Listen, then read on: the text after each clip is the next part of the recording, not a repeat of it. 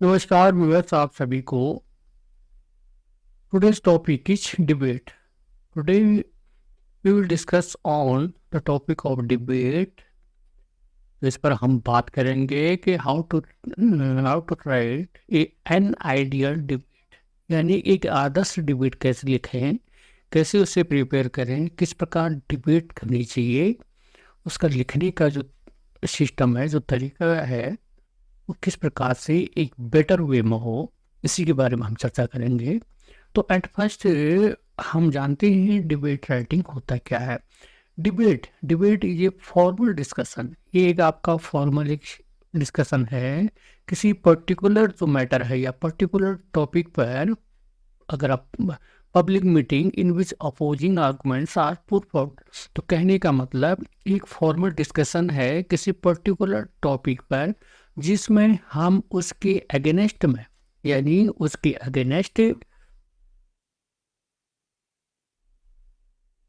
Against और favour में, against और फेवर में हम क्या करेंगे, डिस्कशन करेंगे। ठीक है, ये टॉपिक है जिसके अगेंस्ट और फेवर में हम अपने आर्गुमेंट देंगे, तो इसी को हम डिबेट कहते हैं। तो an ideal debate must consist of 4 paragraph. 4 paragraph means they are 4 parts of an ideal debate. जब कोई आइडियल डिबेट होता है तो उसके मुख्यतः 4 पार्ट्स होते हैं। नंबर 1 पार्ट्स होता है इंट्रोडक्शन सैल्यूटेशन।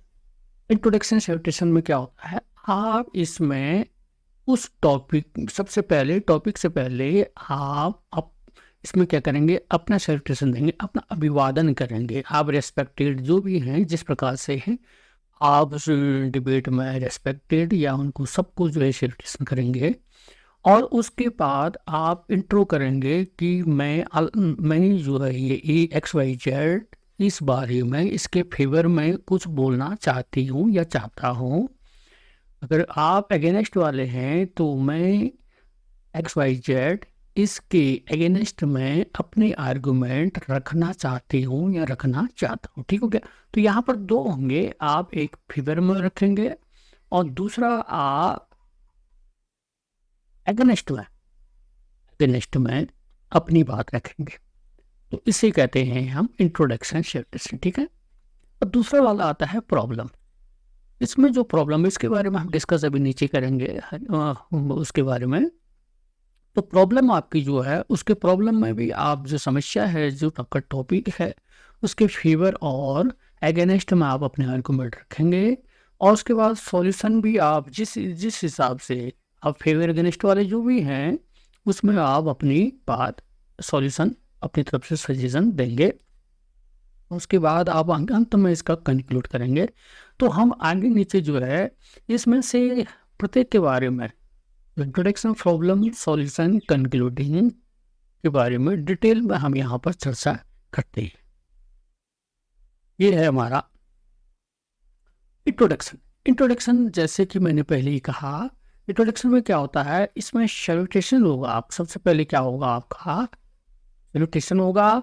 उसके टॉपिक के बारे में आप सैल्यूटेशन करेंगे, यानी आप अभिवादन करेंगे। उसके बाद अपने आप को प्रेजेंट करेंगे कि मैं इसके अगेंस्ट फेवर में बात कर रहा हूँ या इसके अगेंस्ट में बात कर रहा हूँ।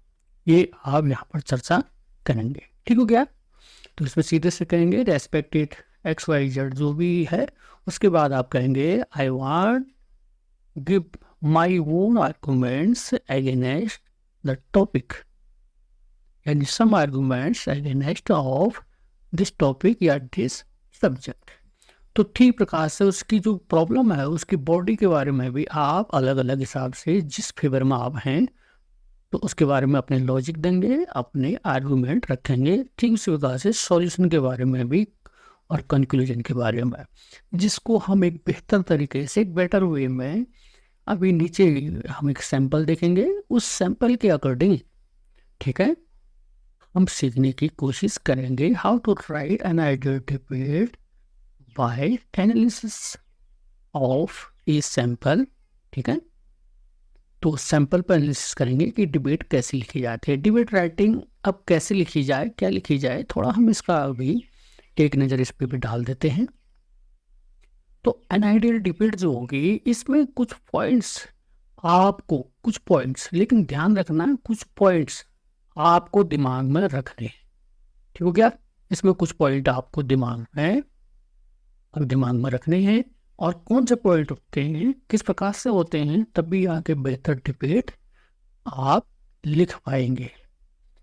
सबसे पहले ये तो आप पहले समझ ही लेंगे, आपको उस टॉपिक को, जो टॉपिक आपको दिया गया है, यानी जो टॉपिक आपको दिया गया है, उसको सबसे पहले बेटर तरीके से, बहुत ही अच्छी तरीके से उसके बारे में आप जानकारी जुटा लें, उसे समझ लें। समझने के बाद आप उसे अच्छी तरह से समझने के बाद उसमें जानकारी जुटा लें।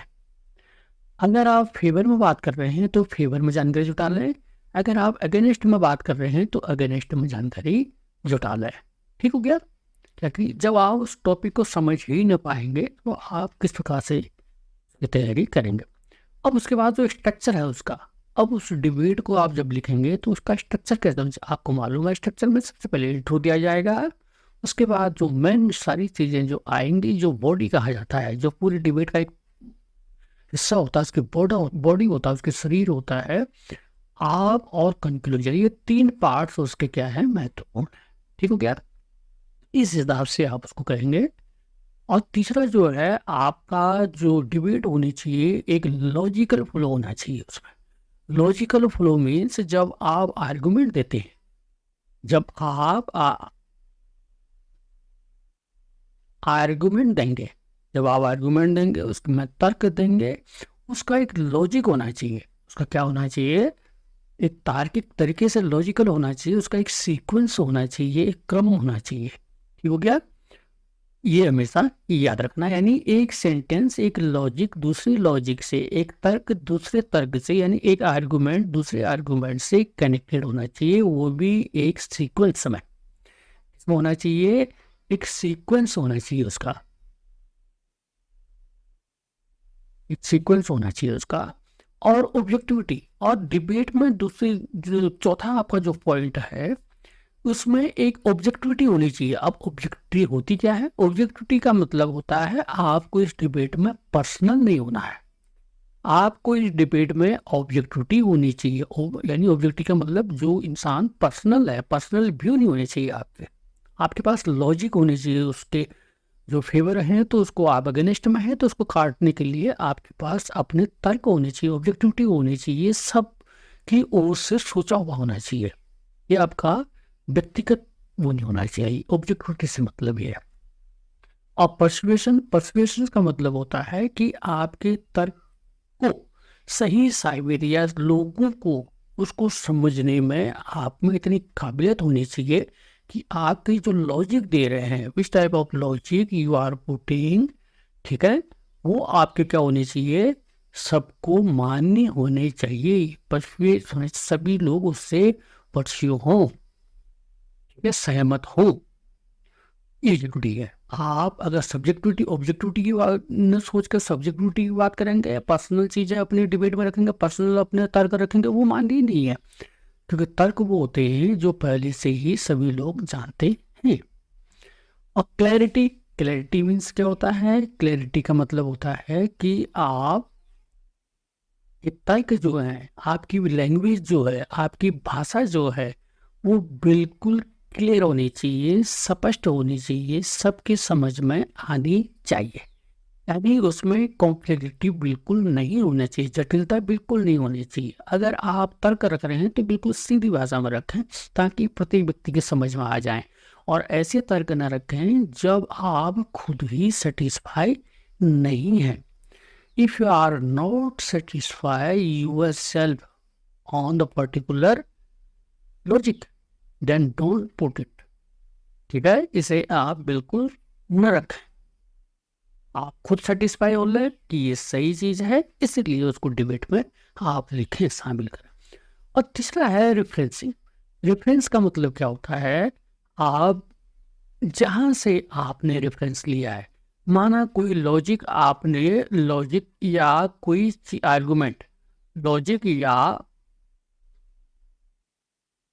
कोई भी आर्गुमेंट्स आपने ले रखे कहीं से, आपने कहाँ से लिए, कौन किस बुक से लिए। अगर आप बुक से लिए हैं तो उस बुक का ऑथर का नाम होना चाहिए, उसमें लिमिट में लिखेंगे उस बुक कौन सी बुक है, बुक का नाम हो, उसके ऑथर का नाम हो। अगर आपने वो किसी के निबंध से लिए गए हैं तो वहाँ से होना चाहिए, या किसी के कोई अगर स्टैटिक या किस प्रकार का कोई आर्टिकल है वहाँ से ले रखे हैं तो वहाँ पर उस आर्टिकल का संदर्भ और वो आर्टिकल किसने लिखा है, किस पेपर में छपा, अखबार में, तो उसका संदर्भ रेफरेंस आपको देना चाहिए। ठीक हो गया। तो इस प्रकार से आपका एक एन आइडियल डिबेट बन जाएगा। नीचे एक सैंपल दे लेते हैं, ये बेहतर वे में यानी बेहतर तरीके से हमें समझ आएगा। ठीक है। तो सबसे पहले आप क्या लिखें, उस टॉपिक का नाम लिखें। सबसे पहले आप क्या लिखें, उस टॉपिक का नाम लिखें। ठीक हो क्या। टॉपिक का आपने लिख दिया नाम।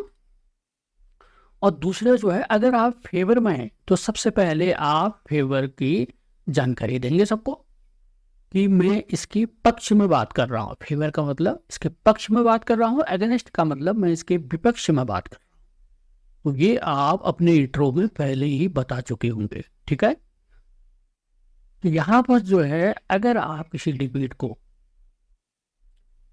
तो इसमें जो डिबेट का टॉपिक है हमारा social media and it's effects, यानी सोशल मीडिया क्या है, यानी इसके क्या प्रभाव हैं। सोशल मीडिया के बारे में बताना है आपको और इसके क्या प्रभाव हैं। ठीक हो गया।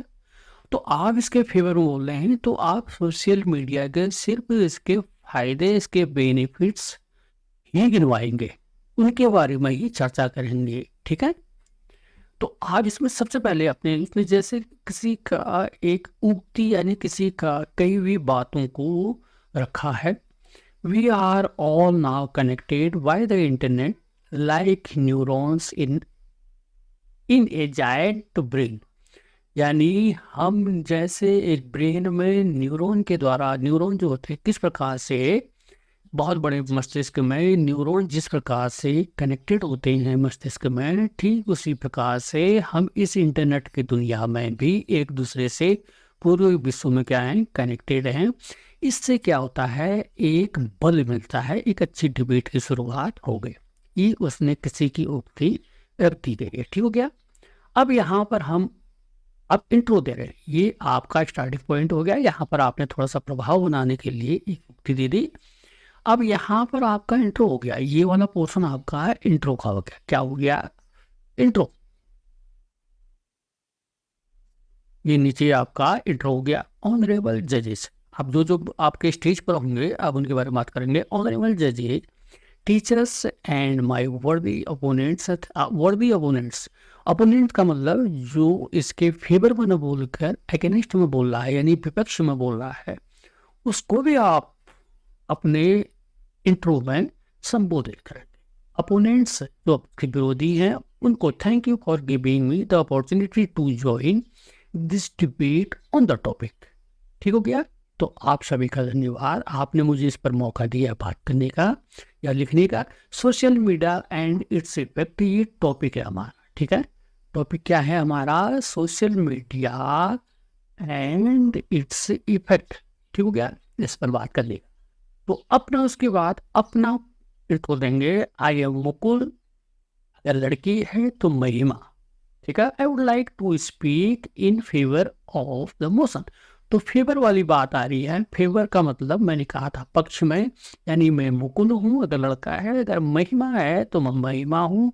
मैं इसके फेवर में, इसके पक्ष में अपनी बात रखना चाहती हूँ। ठीक हो गया, चाहता हूँ, जो भी होगा मुकुल या महिमा के अनुसार। तो इसमें ये सारी बातें लिखी गई हैं। तो इसमें जैसे ये कह रहा है कि हम एक दो लाइन पढ़ लेता हूँ मैं, इससे लंबा डिबेट हो जाएगा। ये खाली एग्जाम्पल है, अब इसे पढ़ लेना। How many people do not have smile on their faces on finding an old friend on Facebook. तो इसका कहता है कि बहुत सारे लोगों में कौन सा ऐसा व्यक्ति है जिसके चेहरे पर मुस्कान नहीं होगी अगर वह फेसबुक पर अपने पुराने दोस्त को पाले या अपने दोस्तों के साथ बात करे। एक अपनी दुनिया है उसकी फेसबुक, यानी इंटरनेट एक दुनिया है जिसमें अपने अनचाहे दोस्त जिनसे वो मिल नहीं पाता है उनसे भी वो बात कर रहा है, एक स्माइल आ रही है। तो इस प्रकार से उसने स्टार्टिंग की है, ठीक है। तो इसमें जो है ये सारी चीज़ें उसने लिख दी गई हैं। अब इसके बाद जो है लास्ट में थोड़ा सा मैं इसको भी पढ़ लेता हूँ, लास्ट वाला लाइन। तो इसमें लिखा है समवन है, अब ये कंक्लूड करता है, ठीक है। यहाँ पर क्या कर रहा है, ये आपका ये तो हो गया इंट्रो। हाँ, ये बता देता हूँ मैं, ये वाली लाइन आपकी क्या हो गई, इंट्रो हो गई। और यहाँ से, अब यहाँ से थोड़ा मैं बता देता हूँ, यहाँ से लेकर यहाँ तक ये होगी बॉडी। क्या होगी, बॉडी, ठीक हो गया। और इस पे बात जो है, अब इसके बाद लास्ट में जो है ये वो यहाँ पर कंक्लूड कर रहा है। क्या कर रहा है, कंक्लूड कर रहा है, ठीक हो गया, समझ में आ जाएगा। तो ये इस तरह से आपको लिखना है। तो someone has rightly put it into words by saying, किसी ने इसे शब्दों में सही कहा है। Social media is addictive precisely because it keeps us something that the real world lacks। तो ये बहुत बड़ी बात कह दी कि किसी ने सही कहा है शब्दों में, सोशल मीडिया एक ऐसा एडिक्शन हमें देता है कि something that the real world lakhs, जो वास्तविक दुनिया में जो मिलता नहीं है, जिसकी कमी रह गई है, वो हम सोशल मीडिया के थ्रू पा लेते हैं। क्योंकि it gives us immediacy, directions and value as and, क्योंकि ये तुरंत ही एक सही दिशा में हमें बहुत ही मूल्यपरक या बहुत ही महत्वपूर्ण जो है एक व्यक्तिगत स्वतंत्रता देता है। हम अपने व्यक्तिगत तरीके से जो हम लोगों से बात नहीं कर पाते हैं, उस तरह की बातें हम सोशल मीडिया में अपने अंदर की फीलिंग, अपने इमोशंस, अपनी राय या अपने हर प्रकार की चीज़ों को रख सकते हैं, जो कि हमें रियल इंडिया में यानी रियल वर्ल्ड में जिसकी कमी हमें खलती है। तो थैंक यू करके उसने पकड़ लिया। अब अगेंस्ट में आते हैं। अब अगेंस्ट में क्या होता है, अगेंस्ट में भी सेम वही होगा। यहाँ पर भी उसने जो है एक इंट्रो से पहले थोड़ी सी एक इम्प्रेशन बनाने के लिए लाइन लिखी है, what a world it is with everyone on their phone all the time, faking their lives and keeping a count of their likes. अब ये भी बड़ा गजब का लिखा है, what a world it is, कैसी दुनिया है ये, with everyone on their phone, हर कोई व्यक्ति अपने फोन में बिजी है हर समय, फेकिंग देयर लाइफ, अपनी लाइफ को फेक बना रहा है, एक बनावटी दुनिया में, एक आर्टिफिशियल वर्ल्ड में जी रहा है, and keeping a count of their likes, और वहां पर वो क्या कर रहा है, उन लाइक्स को काउंट कर रहा है, गिन रहा है। ये भी बहुत मतलब गहरे वो उससे शुरुआत की। और यहाँ पर सेम उसी प्रकार से ये वाला पोर्शन आपका क्या बन जाएगा, इंट्रो। ये वाला पोर्शन आपका इंट्रो बन गया। और यहाँ से जो है नीचे से आपका यहाँ से लेकर यहाँ तक आपकी बॉडी बन गई, और लास्ट में ये आपका कंक्लूजन बन गया, ठीक हो गया। अब इसमें क्या लिखा है, थोड़ा एक दो लाइन इसके पढ़ लेते हैं। इंट्रो में क्या करा है, good morning ladies and gentleman, I am Mukul महिमा, वही होगा, दोनों में से कोई भी मान लो जो अगेंस्ट में है तो वही होगा टॉपिक, यानी इसके अगेंस्ट में बात करना चाहते हूँ तो इसका टॉपिक ये है, I would like to speak against the motion. So it has now become doubtful to trust the saying that goes like technology was developed to save time and make our lives easier। तो वो कह रहे हैं कि technology इसलिए नहीं बनाई गई कि वो हमें समय के फेर में उलझाए रखे, बल्कि टेक्नोलॉजी का विकास इसलिए किया गया है कि वो हमारा समय बचाए, हमारे समय को बर्बाद न करे और हमारी लाइफ को आसान बनाए। इस तरह से वो शुरुआत कर रहा है। तो because people have become addicted and unproductive, तो आजकल इसमें उलझ कर लोग बहुत ही इसके एडिक्ट बन गए, इसका नशा हो गया उनको इंटरनेट का, और अनप्रोडक्टिव भी हो गई है। यानी प्रोडक्टिव कुछ नए ख्याल, नए विचार या नई चीज़ें, नया कुछ नहीं कर पा रही हैं, बल्कि इसी में अपना समय, बहुत ही इम्पोर्टेंट जो टाइम होता है, उसको लूज कर रही है। तो इस प्रकार से हमने शुरुआत करके है। और कंक्लूजन की बात है, कंक्लूजन में उसने लिखा है, in the right amount and so remember you have the present moment every time you check the phone. तो इन द राइट, यानी कह रहा है सो रिमेंबर, इसलिए इस चीज को याद कर लो, you leave the present moment, यानी जो इस वर्तमान में आप जो है हर समय, every time you check the phone, जो आप अपने फोन को बार बार चेक करते हैं, इसका मतलब ये है कि आप अपने टाइम को बर्बाद कर रहे हैं, लूज कर रहे हैं, अपने जीवन के बहुमूल्य समय को वेस्ट कर रहे हैं। तो इसीलिए जो है अपना समय बचाइए, उसे प्रोडक्टिविटी में लगाइए, कुछ अच्छे कार्यों में लगाइए, जितनी ज़रूरत है फ़ोन को उतना ही इस्तेमाल कीजिए। करेक्ट। तो उसके बाद लास्ट में जो कंक्लूडिंग रिमार्क है, thank you for your cooperation and patient hearing. तो आपने मुझे कोऑपरेट किया, मुझे ध्यान से सुना। पेशेंट का मतलब होता है बहुत ही सहन शक्ति के साथ, धैर्य के साथ आपने मुझे सुना। आप सभी का धन्यवाद। तो समझ में आया। तो